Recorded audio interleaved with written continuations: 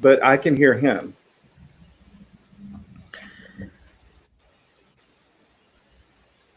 Is he on his phone? Is he on his? He called me on his phone so that he could. Huh? So can you hear me on Facebook?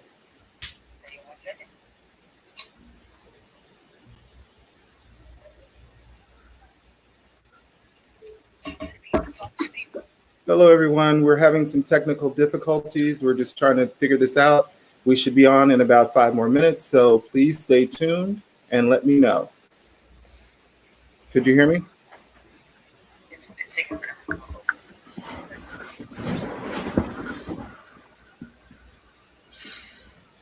Yeah, I can't even hear it on Facebook. Crap.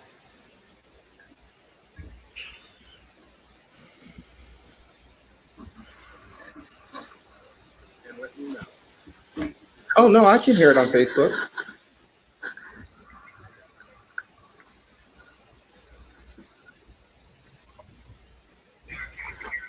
Yeah, I can't even hear it on Facebook. Gary, say something. Gary. Can't hear you. No, say something. We want to see if we can hear you on Facebook. Oh, no, I can hear it on Facebook. Say something.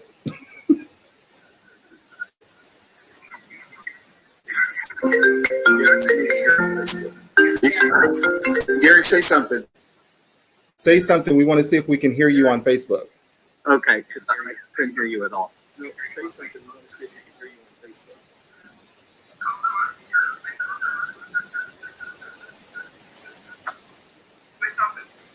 He's on Facebook, but I can see he's not in that chat, but I can hear him. Okay. All right, let me hang up.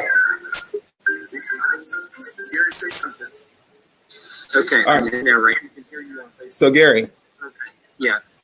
I'm going to keep you with your phone on so that you can hear me. Where'd you go? Did you sign out? I went back in. Okay, so can you hear me now?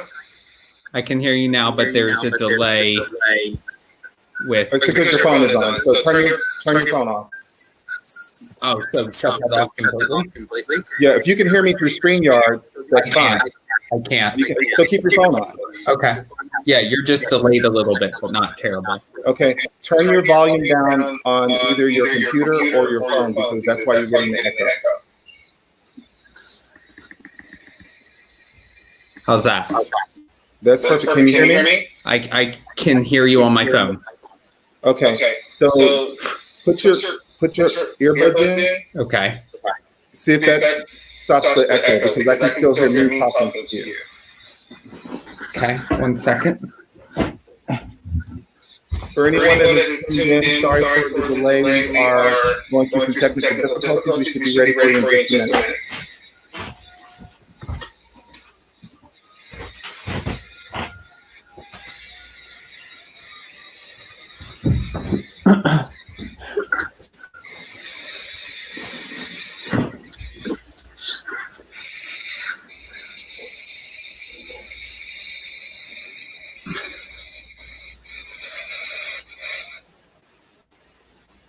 How's that?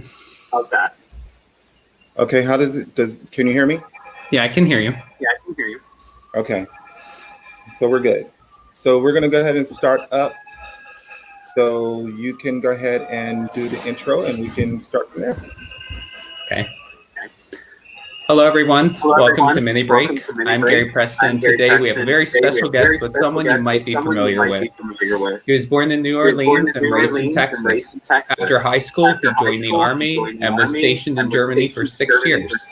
Since then, he has participated and taken advantage of opportunities in dance, singing, and acting, and also was the first African American who was the principal model for Men's Warehouse.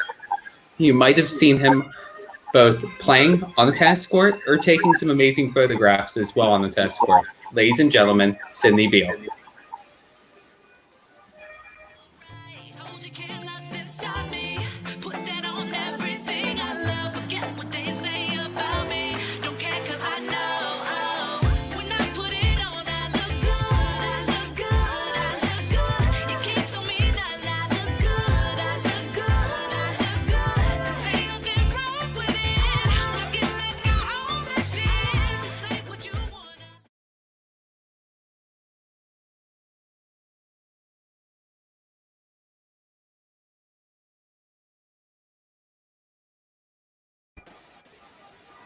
Hello, hello, hello, Sydney. Long time no see.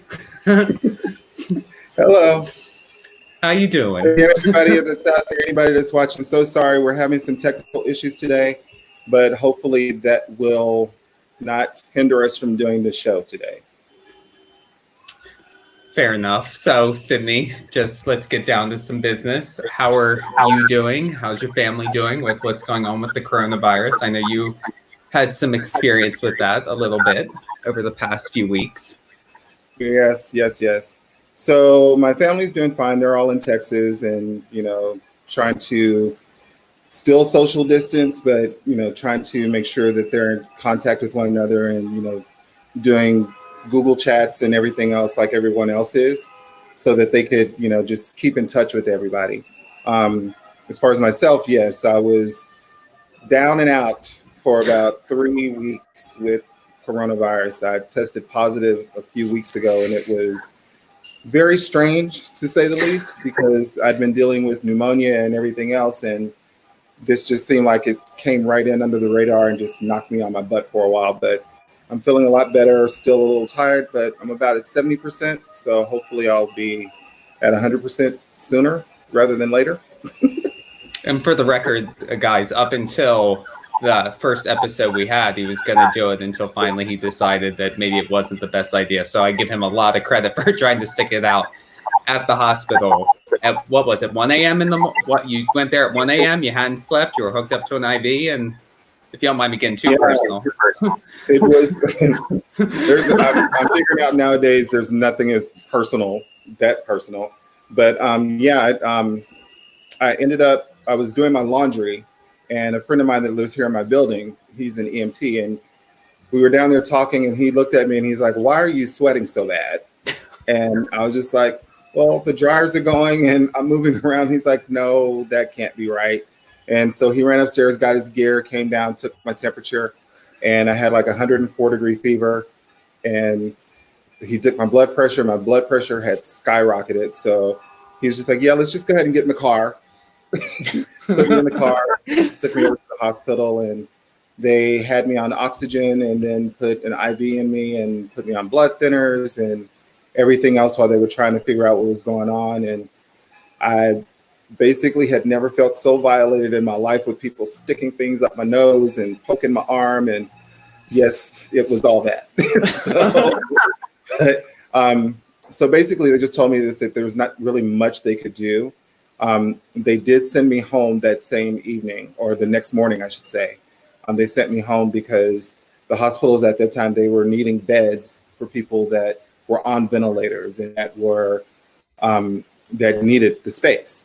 And lucky for me, especially with the community that we live in, a lot of people in our tennis community, they do so many different things. And one of the guys that I have to give a shout out to, Cedric Trinidad, he is a nurse and he's been on the front lines dealing with COVID, visiting patients' homes. And he literally came over a couple of times and to check on me to make sure I was taking my medication. And just, it was a great help because you sometimes don't think about reaching out to people that you don't have that much contact with at times and that you only see sporadically.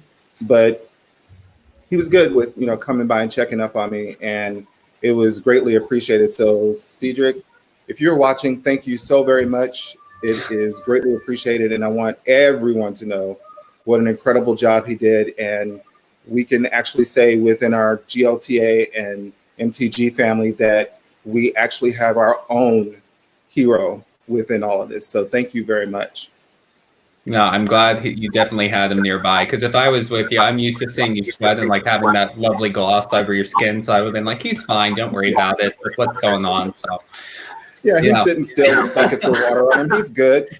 I'm so used to that. Even when you're taking pictures, it's like, and it's drenched. Yeah, it's sweat. I call that my focus sweat. So that's there's nothing wrong with that. So let's take it back a hot minute. When did you decide to move to New York? Let's start from that scene. Well, I decided to move to New York because I was literally tired of where I was living. At the time, I had moved from Dallas to St. Louis, Missouri, and I stayed in St. Louis for about a year, maybe a year and a half. and I was working in the travel industry, and travel industry had kind of tanked because of 9/11 and the whole thing. So it was very difficult working in St. Louis. And as many skills as you have, sometimes it's just not, you just can't find work to actually do what you want to do. So I ended up talking to a friend of mine that was still in the travel industry, and he called me and said, hey, yeah, we could possibly get you a job here in New York working for a travel agency. And I was just like, okay, no problem, because my friend Tony told me at one point in time, he says, whatever you have in your home, if you cannot fit it in your car and take off and not think about it, you've got too much crap.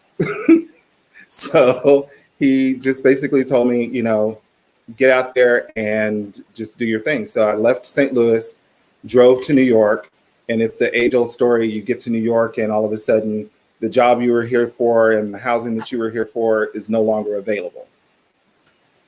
So, but I just moved here anyway. I was just like, screw it, I'm gone. I might as well go ahead and stay in New York and see if it's something that I want to do. If not, I always have places that I can go back to, if I didn't feel like being here anymore. Well, yeah, you've lived over in Europe, you've lived down south, and now you've lived in the north. You've experienced it all. Now, you're very big on photography. I love your work. Even Tennis Magazine and different companies that you've worked for. Where did that avenue? How did that journey start? Well, as far which one first? I'm sorry. Which one would you want me to talk about first? I can't hear you. I'm sorry. Which one would you want me to talk about first? The magazine, GLTA? Let's go over just what made you become a photographer and filmmaker, for that matter. Let's start with that. Okay. Well, back in the year of our Lord, 1900 and something, I was living in Dallas, and I was, like you said in my opener, I was acting, modeling, dancing, doing the whole thing. And back in the day, when you had headshots taken, it was on actual film, not digital. And they chiseled your name at the bottom to make sure people knew who you were. But I had some bad headshots taken of me. I know, looking at all this, you would never guess I could take a bad picture, but it happened. The guy that took the pictures charged me something like $800. And oh my. Yeah, but that was the going rate back then. But I quickly realized at that point in Dallas that it was hard to find photographers that could light you well and do anything that you needed. Like, there was no, time to find somebody that was a makeup artist that could do your makeup right or get your hair right. If you were a person of color, you had to do all that stuff yourself. So I got myself together and I was ready to take my shoot, excited about the pictures. He literally rolled off 136 frame set of film and said, here you go. And that was it. I went and got the pictures developed. And I think out of all of the 36 that I took, there was 3 that I could use. And that was putting it lightly, because you also have to remember this was pre-Photoshop, pre-anything. Everything was done in a dark room. So, I could not give myself that wonderful glow that you were talking about earlier, at that point. Complained to him, and he was just like, yeah, well, I'm sorry, you're a dark-skinned person, so that's what you have to deal with. And I went at him again and again. He says, well, if you think you can do better, do better. So I was like, okay, fine. And people have always told me, if I'm one of those people, if you tell me I can't do something, I feel like I have to prove you wrong. So I went to a pawn shop, bought my first camera, and had all my friends out as guinea pigs. My friend Antonio Edwards, who's a singer now down in Fort Lauderdale, Florida. I've known him for centuries, but he was one of my first guinea pigs. And I just kept doing it until I felt like I had something that I could contribute. Okay, do you still have that old camera? Yes, I do, actually. Yeah, really? I still have every single camera I ever bought, because I still love film. So whenever I get a chance to shoot film, I'll go out and shoot film rather than, doing the whole digital thing. I love digital because it's quick and it's easy. and your clients expect it nowadays. But for me personally, I love film because I can go and get it developed or find a dark room and do it myself, and that way I can put stuff up that I want to put up. I mean, personally, I don't do, filters or anything like that. Okay. Did you see your picture on the opener? No. Okay, easy. But no, I give you a lot of credit from photography back then till now has drastically changed, and it's definitely I think to have the eye that you have is incredible. Because a lot of people can take a picture that looks, I'm putting it in a nice light, and make it look whoa, or what we call like Instagram ready, or it's 6 o'clock, time to post it. Exactly. But now, where did tennis come into play? So when was that factor? Yeah, when I first moved to New York, I just needed some extra stuff to do because I'm never settled just sitting down. Like, the only time you will see me just sitting in one place a lot is when I'm doing this, or if I'm sick. So I like getting out and doing stuff. And one of my first friends that I met here in New York, Matt, we were talking one day and we realized, started to figure out what we had in common. And one of the things we had in common was tennis. And I believe it was Matt that found MTG and told me, he says, yeah, I found this new club called Metropolitan Tennis Group. Let's join and see what they're all about because, I want to play tennis. You want to play tennis? Let's go play tennis. And so we both joined at the same time. And that's how I started playing here in New York. I've been playing since I was in high school and a little bit when I was in the military, but the breaks in between were so long that I could never get a steady rhythm going. So New York was when I first started playing here was with MTG, and that was about a year after I'd moved here. So you've been in MTG for roughly how long? 15 years. Well, I'm no longer a member. Could you say that a little bit more clear? I couldn't understand you. Just a little louder for everyone. A while. Okay. A while. Anyway, next question. Yeah, I'm no longer a member of MTG, but I still do things from them from time to time because I still take photographs of the members because you become close with some of the people and you still want to develop those friendships with them.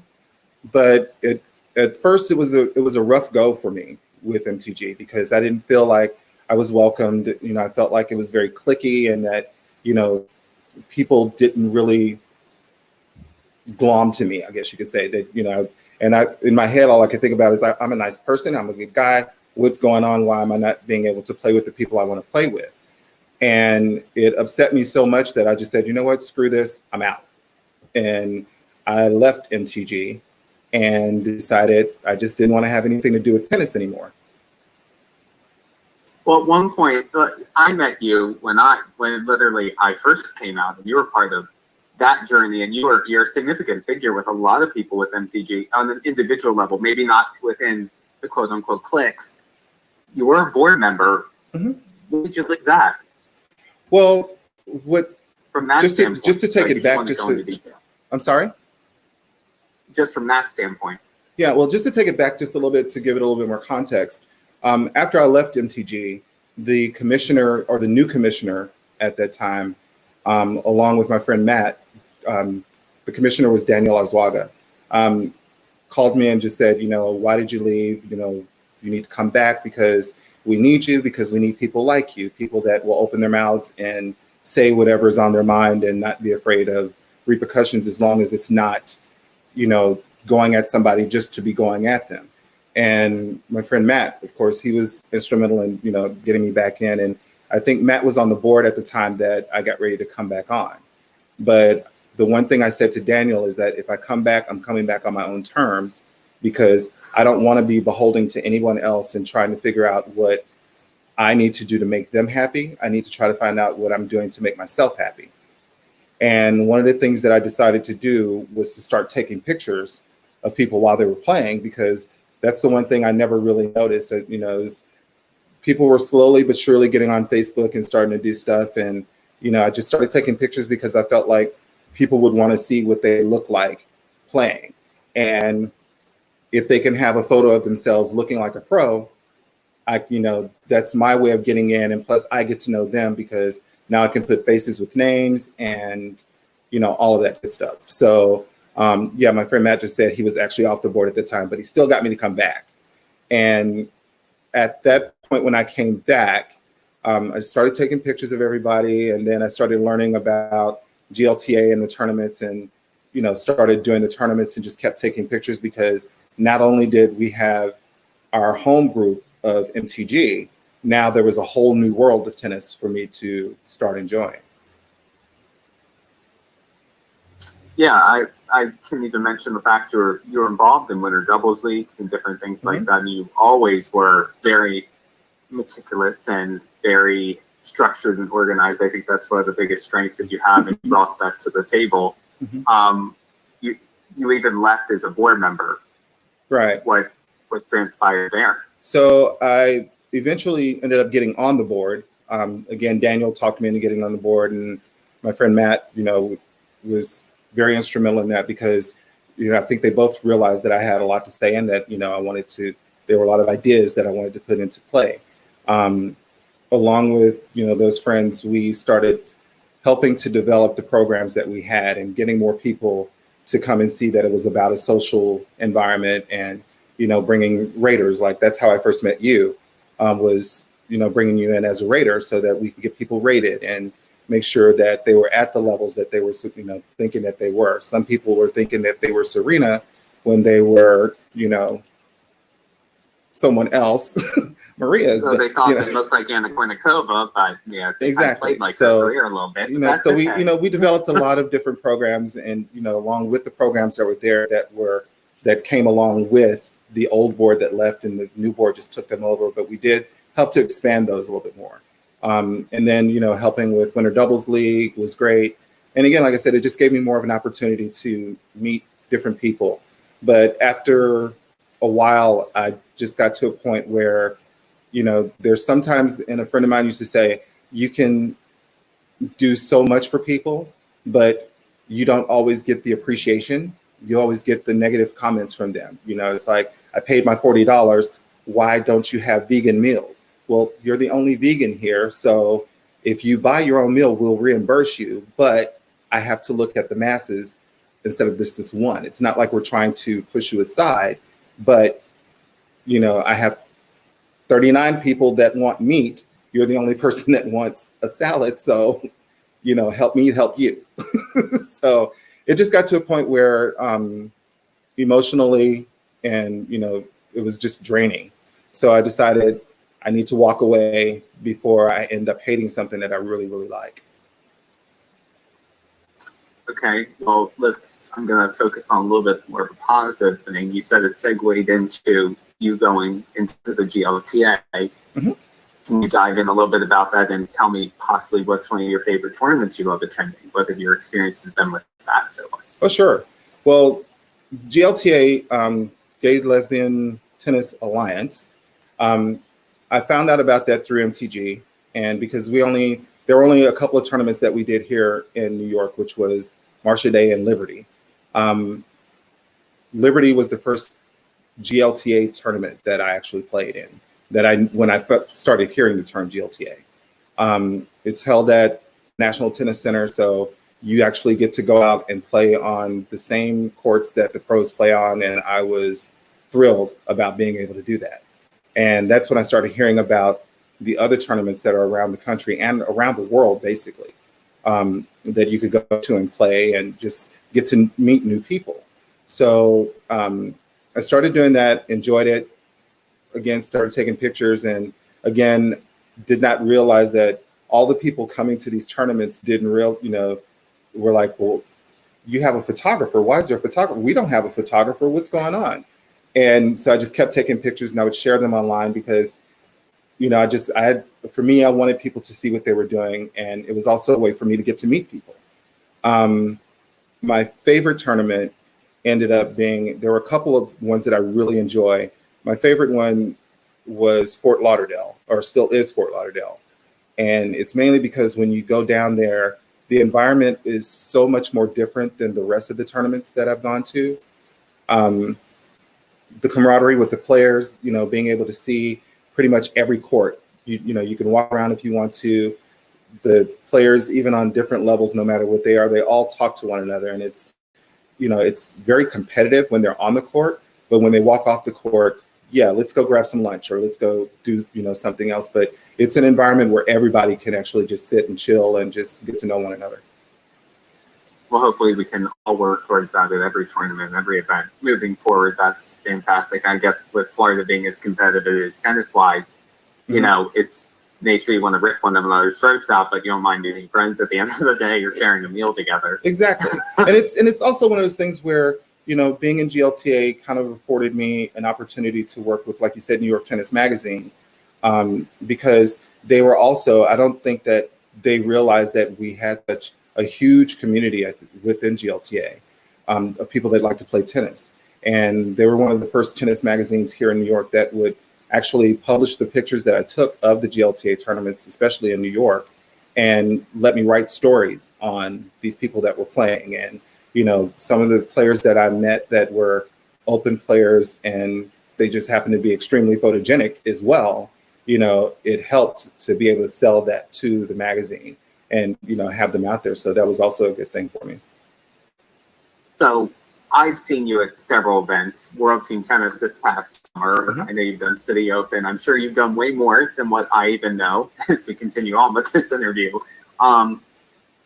ATP and WTA, what tournaments have you been to and what's one of your favorite ones or players that you've interacted with? I know it's a bit of a mouthful, but if you could give me a little bit of a breakdown of what that schedule is like for you. What do you do? It's actually easy for me because most of the tournaments that I've gone to, they are.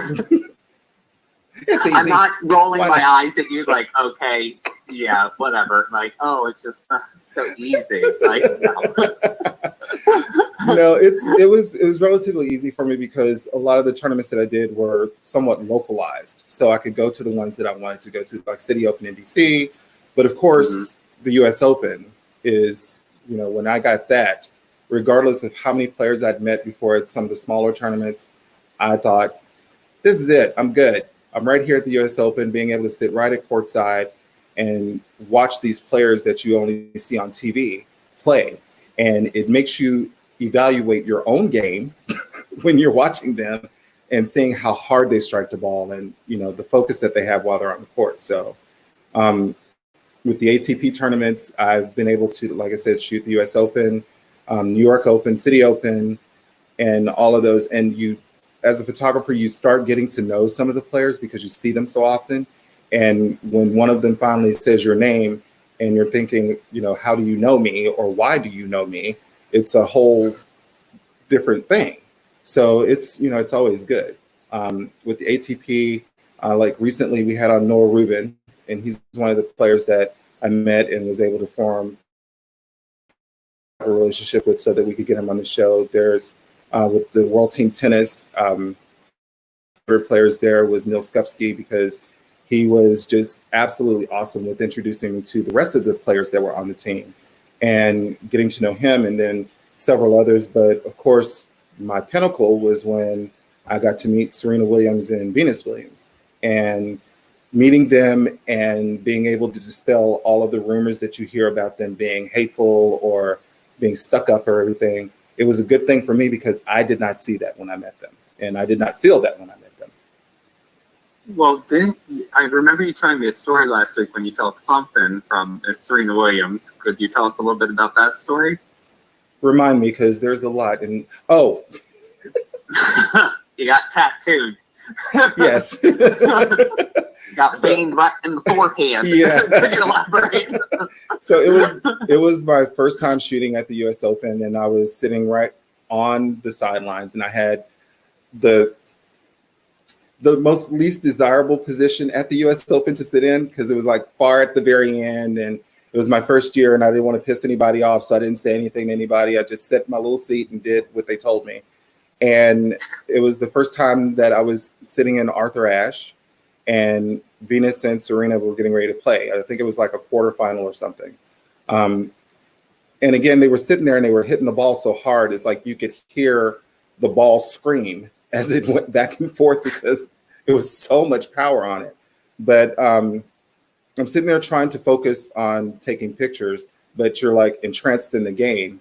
And I lifted my camera to shoot, and Serena was getting ready to hit a forehand that was coming at her from Venus. And she reached out for it and stretched, and the ball clipped her racket and hit the tip of it.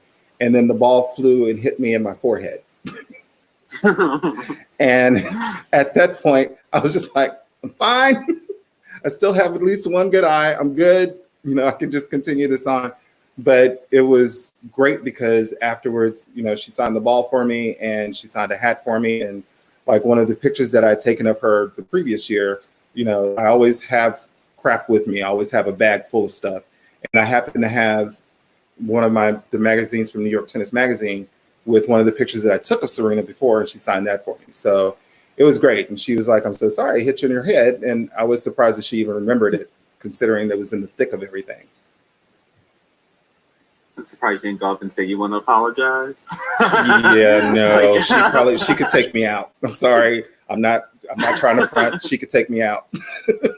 Well, if you could also tell us, because that's interesting, like how you brought up the characters and the personas of how people are perceived on the WTA tour. I mean, obviously with GLTA players, they're huge fans, not just of the ATP, but specifically the WTA. Can you tell us the story about a tennis player that wiped your brow and offered you water? I remember there was a very special player who also has quite a few amount of Grand Slam titles, and there's always that argument back and forth of who's better than the other, which we can say for another time, but elaborate. Well, yeah, it was during an MTG event, and it was for a watch company. I can't think of who it was right now at the time.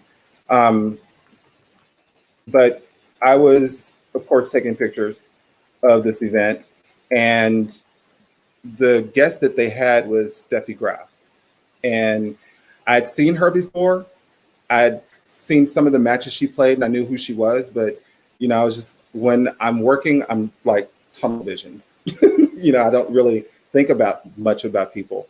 And I guess I was running around the event so much and taking pictures of everybody and just doing what I had to do. And I was sweating buckets. I mean, it looked like somebody had just tossed water on me because it was winter. And as most of my friends know, I sweat a lot when I'm working. So she came up to me and she's like, you look like you've just played a set by yourself, going each way on the court. And she grabbed a handful of napkins and just started toweling me down because I was drenched.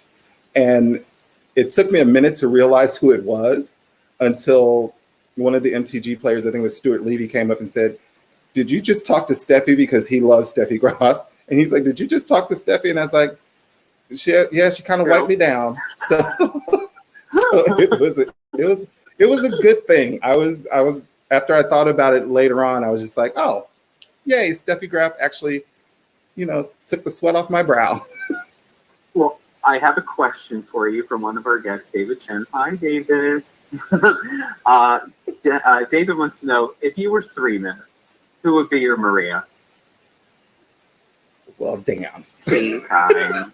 Well, actually, I would be my own Maria because I've beaten myself more on the court than anybody else. It's one of those things where I really don't have anybody that I've played that much that, you know, I would consider them my Maria or me their Maria. But, and it's because usually whenever I'm on the court, I go out, especially during tournaments, I'm always taking pictures. And I think that's one of the things a lot of the people in the GLTA forget is that I actually play tennis. You know, it's like I don't go to the, you know, the tournaments just to go and take pictures and say hi to people. I actually do play. But a lot of people did not realize, like one of the guys we had on last week, David Chen, he didn't realize that I played tennis because he said, you always have your camera around your neck, so I didn't know. But yeah, I play. And because when I'm on the court, instead of focusing on my game, I'm always looking at the people around thinking, did I get pictures of this person? Did I get pictures of that person? And by the time I've given myself the answer, the ball has already whizzed by me. But, you know, when I'm playing locally and, you know, and able to just play with my friends, like I said, I don't play singles that often, so I don't really have anybody that I could say is my Maria, per se, David. But, you know, I'm looking on upping my singles game this year. So we'll see what happens. Well, I have a question for you. Since I know you don't dabble too much in singles, excuse me, if you get an opportunity, you'll take advantage of it. But your forte is for sure doubles. You're very successful at it. Who's your favorite doubles partner? Oh my God. Well, I have to go with my OG partner was Reese. I met Reese in DC, and we were paired up before the tournament. And it's Reese Scott, by the way. We were paired up for the tournament, and neither one of us knew either one's game. And I watched him because I'd been playing. I'd been photographing the tournament during that time, and she was always on court and hits well. Nobody was going through. I mean, she was just playing game after back-to-back games. So when they said, "Oh, well, you have to play with Reese," at first I was just like, "Well, crap, we're going to lose right away," because I thought Reese was going to be tired and not be able to get out there and do what she needed to do. But our first game that we played, and I remember because my friend Matt, Dennis, and Trent, we were all down there, and if we won our first game, then we would have to play the number one seeds, who were Dennis and Trent. And everybody that knew this came up and said, "You better beat this team that you have to play right now because we all want to see you play Dennis and Trent." And of course, that didn't help at all because I was freaking out. But we ended up winning our first game in our first match, I should say. And then we ended up playing the number one seeds, who were Dennis and Trent. And it was a long match because they weren't giving up. And for some reason, I was able to focus. And I think Reese had a lot to do with that because kept telling me, you know, stand your ground. Don't let anybody come through you. And it was literally a battle. But at the end of the day, we all had a great time, and we ended up winning and going forward. So it was my first time being able to go past the second round in doubles. And it was just great because I got to play with somebody who's still a friend now. And it was just wonderful. It's interesting because I always thought you played with Matt. So whenever like I could hear him saying, "Come on," like how he does on court, I'm like, he's got to be playing with Sydney, like nearby somewhere at the National Tennis Center. But yeah. I have a question from BJ now. So, hi, BJ. Since many people don't realize you also play tennis, you do have skills outside of that. One of them being your culinary skills, which are pretty intense. Could you talk a little bit about that, such as whip? Sure. Sure. But I do have to say real quick, Matt is awesome. When I'm on the court with him, I love watching him play because he's one of those people that when you see him on the court, nobody really realizes that he is as good as he is. I mean, he's a lot shorter than I am, but he has a great serve, and his two-handed backhand is awesome. He's a great player. So he needs to get his knee taken care of so that we can play soon, please, sir. Thank you. But now to answer VJ's question, yeah, outside of tennis, I do a lot. I mean, I've written 5 books. I've done 3 or 4 short stories and filmed them. I've filmed a couple of short PSAs during the Me Too movement. And then, you know, I also cook. So for me, cooking is one of those things where it's literally a thing that just helps to calm me down, and it takes me out of my head, and it lets me think through things and, you know, just go through things and, you know, just try to take care of everything. I did develop my Instagram page called Whipped, where I could show a lot of the stuff that I've been doing and, you know, what I wanted to do. So yeah, I love to cook. It's like therapy for me. That's fair. Now going back to the WTA, you've had experience with that. Why do you think that there aren't enough women on the GLTA? That seems to be the question of the day almost every day. I think in the GLTA in general, I mean, there are a lot of female players out there, which is great. Yeah. And I've had an opportunity to meet several of them, and they're good players and, you know, good attitudes and the whole thing. And I enjoy playing with them. But I think, like I said, the first time someone asked me this question, that one of the main reasons that we don't have a lot of female players on the GLTA tour is because a lot of them feel like it's, for lack of a better term, a big old sausage fest. And they don't want to just be around a whole bunch of guys all day long. They don't, in my personal opinion, they just don't feel like there's enough representation from the female population coming in to play. So therefore they don't come out and play.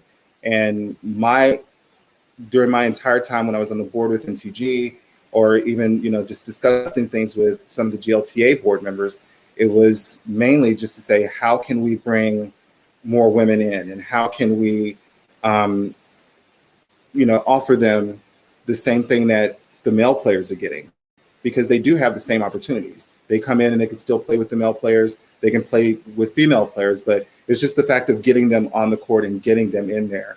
And Reese Scott actually developed something online as well to see about bringing more women into, the GLTA tournament, so that we can have more of them come out and play, do mixed doubles, whatever, because a lot of these females that I've seen playing take it to these boys, and the boys don't know what happened once they've been out on the court with them.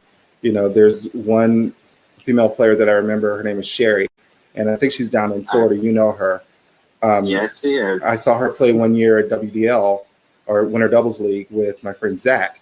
And when I tell you, she came out on that court and destroyed everybody that was across the net from her, it's no joke. It's no lie. She was phenomenal. And nobody saw her coming at all. I think they looked at my friend Zach and was like, oh, well, Zach is good. And, we probably have, depending on who his partner is, we probably have a chance of getting by him. And they saw Sherry come out and they're like, oh, we got this. And the next thing you know, they're eating bagels and breadsticks. So, yeah, Sherry was the real deal. Her demeanor doesn't help either, because she's very nonchalant, like with how she walks and how she approaches things, and it's not like a typical in your face, like very intense. But then she has one of the best serves and best forehands I've seen on the GLTA. Right, like men and women. Yeah, she does come on, and she's focused. She's very, very focused when she goes on the court. So there's no time for chit chat. There's no time for, anything else. It's just like, I want to get on here and win and do what I got to do. Fair enough. Harley Garza has a question. Has a question. Which GLTA tournament is your most favorite and why? Clay Court Classic? ? Some sort of face where it looks kind of funky. That's a story there, so I'll leave that to you. Hi, Harley. Yeah, the Clay Court Classic is my favorite tournament. It's down in Fort Lauderdale. So, and that's actually where I first met Harley, and seeing him play. And I think he was wearing fluorescent pink shorts the first time I saw him play. But he was out there grinding it out and just, having a great time. And it was, like I said, it was the first tournament I went to where I could literally see the camaraderie of everybody. Usually, you play your matches and people give the forced handshake at the net and then they go on their way and you never really see them again. But at Fort Lauderdale, it was, even with my first time that I played, the guy that I was playing against, he came out and he was very focused. But afterwards, and he won our singles match. And I came up to the net and I was all bouncy and happy and, hey, how you doing? And thanks for the game. And, it was great. Do you want to have lunch? And I think he was confused because I did that. But I was just like, I lost. And at the end of the day, I learned some things about myself as a player. But I also realized that nobody is getting a check. We're all still leaving here with the same thing we came here with, maybe a few pounds lighter, but hopefully you'll leave getting to know someone else. And that's always been my main focus, is to get to know people and just enjoy the camaraderie. And if I get good tennis out of it, it's great. So you're saying we're all winners? Yes, you are. All of you are winners. Okay. Anyway, going back to GLTA and getting females on board to play, how would you change it? What would you manufacture to gain growth, popularity with that? Well, one of the things that I've noticed over the years, and I think that, a lot of people can agree with, but, they don't see it the same way I may see it, is that I've never really, I'm sorry. I blocked one of the questions that just came up. I'm Matt. Come on. Yeah. I think it's a matter of how everything is marketed, because I think in the GLTA community, because now everybody knows about the tournaments that are coming up and so forth and so on, that they've taken themselves out of the fact that it may not be there. So, but for me, like I said, I think for the Clay Court Classic one year, I did a marketing video for them and put it out. And, I put it out on Facebook, Instagram, everywhere, because I thought it was, this was one of the tournaments that I really wanted people to come and experience the way that I did it.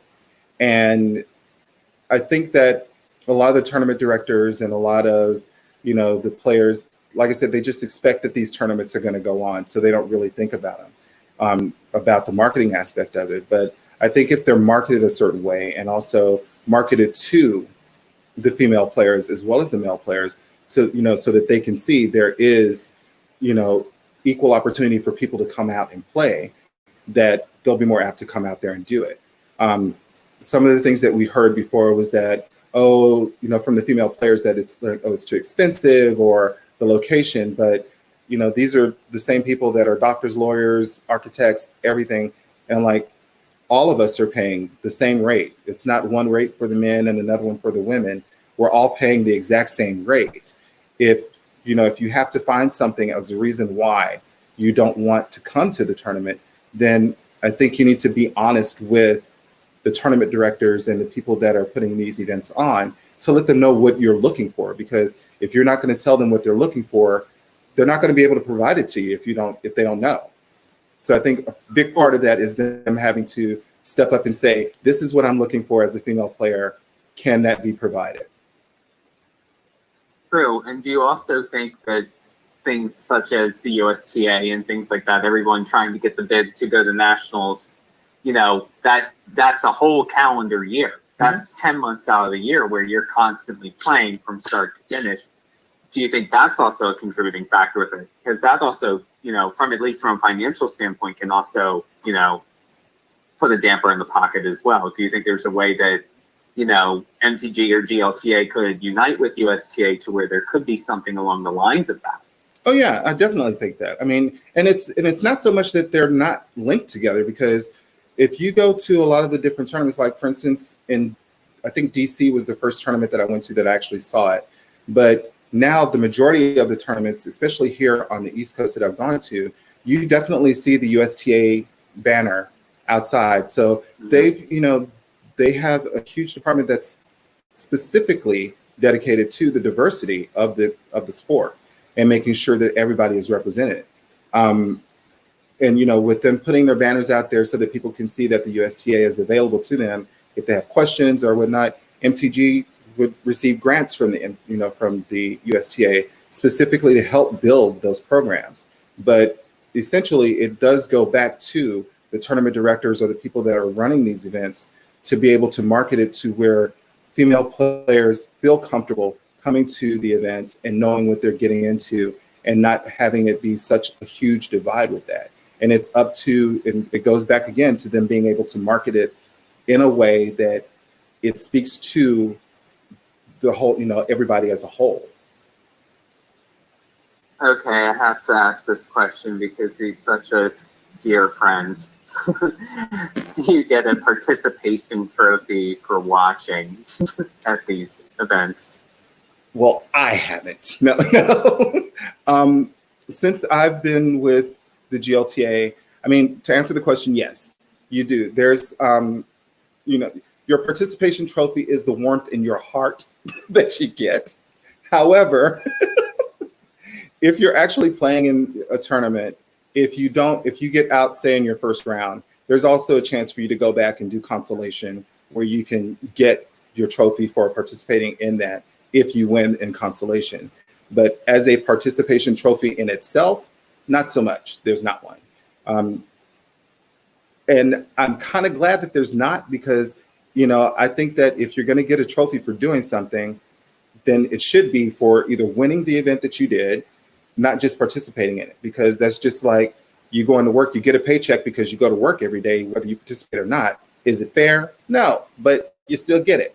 For tennis or any other sport, I feel like if you're going to play that sport and there has to be a winner, if you want the trophy, the medal, the check, whatever comes with it, then you have to work for it. Because everybody that plays at the US Open, they don't all get a participation trophy just because they showed up.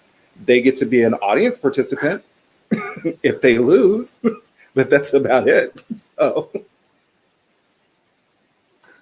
I'm trying not to laugh. We need to kick him off. well, Matt, I'm going to answer this question because yes, Matt, you do. I will make you a banana pudding and deliver it to you just because. That would be your participation trophy. You can get that at where? Maybe this isn't a question I have prepared for you, but since we're on the subject, what's the most unique or special GLTA moment you've had? It doesn't necessarily even have to be tennis. Anything that transpired at a tournament that motivated you or inspired you, or what's something that stands out in your mind the most over the years that you've been, going to these tournaments and, Well, I can honestly say after I went to the Clay Court Classic, and please, everybody, don't come at me thinking that I'm just hyping up the Clay Court Classic, but I do love them. But that's when I first started feeling the sense of the GLTA community. But after going there and meeting everybody there, and it was people that I've known for years, now whenever I go to any tournament, I can see the difference that it made for people to go to a tournament where it's run right and where they're actually able to sit and communicate with people that they don't get to see but maybe once, twice a year. But I've always, I don't know, I try to enjoy myself every single time I go to a tournament, because there's not anything that's so bad that I can't remove myself from it. If I go to a tournament and I'm not having a good time, I have an entire city at my feet, and I can go out and do something that I want to do, and I don't have to worry about anybody else but me, and still have a great time. So it's sort of a win-win for me. Yeah, it kind of looks like the chat here, it looks like you might have some requests for from sweet potato pies and banana pudding, so you might need to get prepared for that. They should at least mail you the ingredients so you can do it. Oh, I'm always prepared. Instacart.com, and you can find me there. Now, with that being said, what are your thoughts on the GLTA community? I know we've had several conversations about that, and I've had my reservation at times. I'd like you to shed some light for everyone, here on what your thoughts are about it. Well, now I can actually say I love the GLTA community now. I think it's changed quite a bit since the first time I was around it. When, I've seen things where, when people are coming out that, they feel like this is going to be a community to where, people are going to embrace me and just, be there with me for open arms. But there's always so many different variables to it. And, you may not feel that, or you may not get that. I think that it's changed over the years where at the very beginning, like I said, everybody seemed very cliquey and they had their own little groups, and there was a lot of cattiness and bitchiness going back and forth, and it wasn't necessary. It made me think that why do I want to be a part of this community if this is all I'm getting? I get enough of that in my everyday life with people that, outside of the community. Why do I need to do that inside the community? But I think over the years, it has changed, where people's attitudes have changed and their, way of looking at other people have changed, and they've been able to embrace the groups a little bit better than they did before. Okay, I do have a question for you from BJ Niles again. How would you inspire young GLTA players? Are there many? Obviously, she's not a tennis player, so I think this is actually a great question, and I would be lying myself if you weren't a part of my journey and trying to, make quote unquote a comeback, even though I don't call it a comeback, to GLTA, how would you inspire? I'm just gonna take these off for me because I know the answer. Well, as a young player myself, young-ish, young thought, whatever. The lighting is lovely. I think that, to inspire the younger GLTA players that are coming on board, like I said, GLTA has changed so much in the last few years that, you have these younger players coming on no matter what level they are. They see the older players or the players that are ranked higher than them. And there's a sense now that, there's an openness to be able to come and talk to those players. I think it's always a good thing by, bringing them on and, introducing them to players that they can look at and say, I want that person's serve, or I want this person's movement. And then being able to go to that person and say, how do you do that? And that person answering them without any attitude or anything. And I think that's within the gay community, within anything else. But like, the 18 to 23-year-old players that come through, a lot of those players now are ex-high school players or, ex-college players or still playing in college. I think what they need as far as inspiration is they're playing in the GLTA if they are gay players or, players that happen to be gay, let me say it that way. They need to be inspired more by the community itself, not so much the GLTA players, but the community as a whole, because you're a community before you're a league. And I think that, when these guys and girls come up and they're of that age, they're looking more for mentorship within the tennis world, because now they're trying to find a way to not only deal with this, coming out or being around gay people now where they probably haven't before, but also trying to figure out how this fits in their life. And I think it is incumbent on all of the GLTA members that are older members to be able to give them some wisdom on how to, guide themselves through those murky waters, because a lot of people don't get that. Like I said, they come in and they think that this is going to be a whole kumbaya moment when I get there. And a lot of people that I've known, because they didn't have the look or because they were of a specific size or a specific color even, that they didn't feel welcome. And I think that with the GLTA, that is the thing that, everybody needs to strive to is, having that welcoming feeling when people come to these events and see them and meet them for the first time. And of course, like David Chen said, you can go on his Instagram page and look at his top 6, and that might inspire somebody. But yeah. Now, I kind of want to piggyback off of that. I've known you for some time, and take orientation out of the equation for a minute. Let's just talk purely tennis. I feel in a lot of ways, and we've had this conversation where I feel a lot of people have underestimated you, whether how you've looked or just watching you hit from time to time, and then you go into a game that's like, huh. Mm-hmm.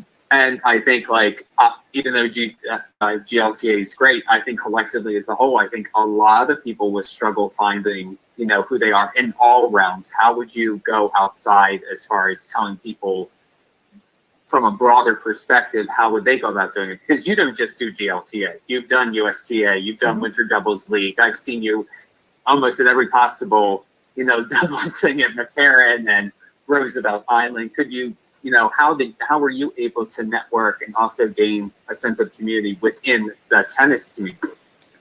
Well, one, I've learned how to open my mouth and talk to people. That's the biggest thing for me. But I think from a broader perspective of it is you have to have some type of confidence in yourself.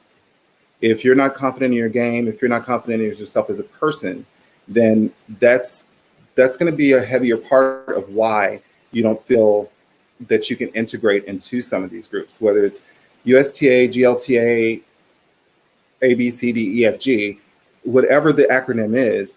If you don't feel like you belong because one person or one clique has told you that you don't belong, then you'll never feel that. And you have to be able to step outside of yourself and say, okay, what is it that I can do that they cannot? What can I bring to the table that they can't?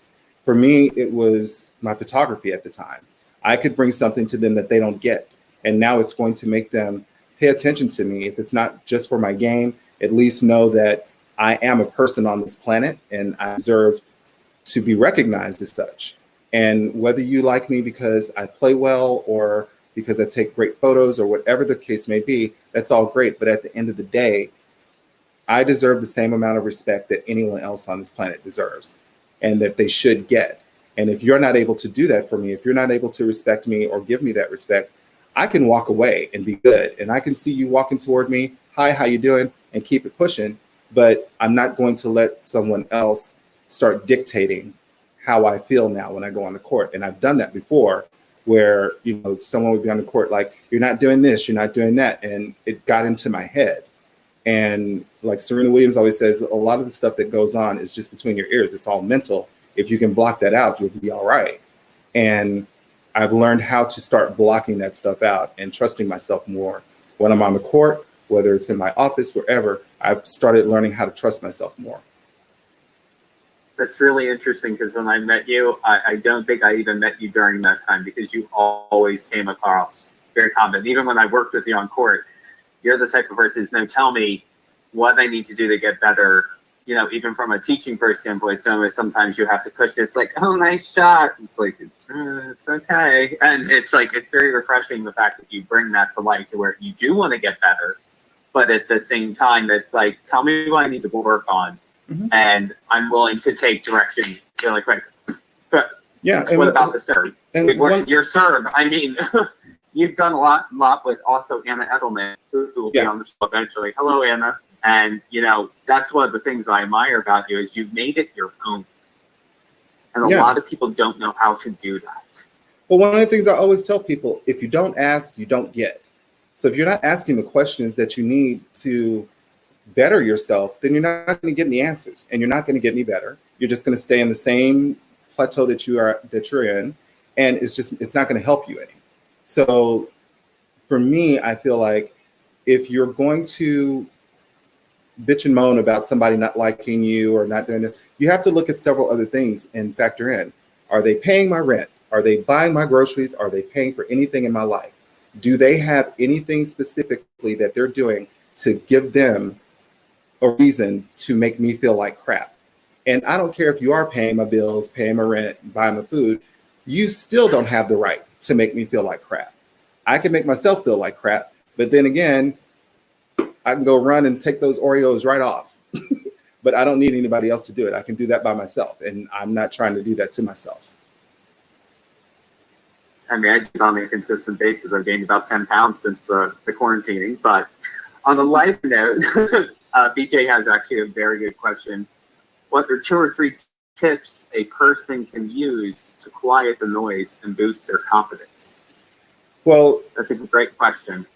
I think that when you're out on the court, what helps me and what works for me specifically is that when I go out on the court now, I stop thinking about what everybody else is expecting of me. Because tennis is one of the only sports where you go out there and you are by yourself. There's nobody, you can't blame anything on anyone else. You can't, it's about your game and what you're doing. So again, it comes back to that confidence. And I think that helps to quiet that noise down. When I go out on the court, I try not to focus too much on the other person's game. I focus on my game. And the person, whoever is across the net from me, I don't play them, I'm playing the ball. So my job is to not let the ball get by me. And it's like hitting against a brick wall. I have to run down and track down every single ball. So that helps me to get better because it not only boosts your confidence in, making sure that you have your cardio together, that you have your serve together, wherever your strength lies, that's what you need to focus on. Because I know for me, if my serve is on, I'm good. I don't have to think about a thing. If my serve is off, then I have to step back and reevaluate what am I doing and find another way to get beyond that. So I think by trusting yourself, number one, being able to talk to other people that you see their game and how they're doing and ask them, what is it that you do to, better your serve or to, do whatever you're doing. And then videotape yourself. Videotape yourself playing your game. So that way you can see your serve. You can see how you're moving. You can see how you're doing at the net with volleys, overheads, everything. Just do all of that. And I think that'll help to boost your confidence more. And it'll also help you to see what you need to do to get better. Well said. Well, you said, you know, if you don't ask, you won't find out. So this goes into my next thing we're going to do, which is a little game that we're going to wrap up with, which is called 2 Truths and 1 Lie, which I'm very fascinated to figure out which one's a truth and a lie, to be honest with you. Yes, and maybe. So, are you ready? Yes. Okay, the first one. Backup dancer for Grace Jones, truth or lie? Well, what do you think it is? I don't know, because like I didn't even know you had dance in your repertoire either. Which, you know what? I've seen how you move on court. I'm going to say truth. And it is. I backup danced for Grace Jones for about 4.5 years, maybe 5. But this was back when I could touch my toes without having to have an oxygen tank. So yeah. What the hair look like back? It was all over the place. I had braids, I had colored hair, I had shaved hair, I had a mohawk, a lot, because my hair would grow really, really fast and it was really, really thick. So I could do a lot of different things with it. So it changed up like the days of the week. And now? There's still there's still some. There is not as thick and luscious as it used to be. That's why it stays like this now. So okay, which brings me to my next question. Sydney, were you in the movie Ace Ventura? Your thoughts? Hold up. I'll take a guess. I'll take a guess because I want to look at the next question. When Nature Calls. By the way, Ace Ventura, When Nature Calls. I'm going to say yes. Yes, I was. I'm going to say it's true. Yes, okay. I was. I was living in San Antonio at the time, and I was still trying to decide if I wanted to be an actor or whatever I wanted to do with my life.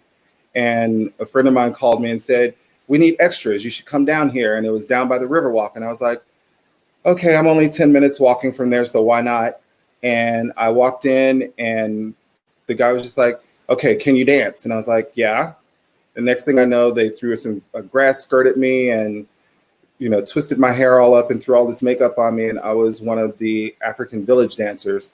And if you watch the movie, I'm usually standing on the right-hand side behind Tommy Davidson during the entire time you see me on screen.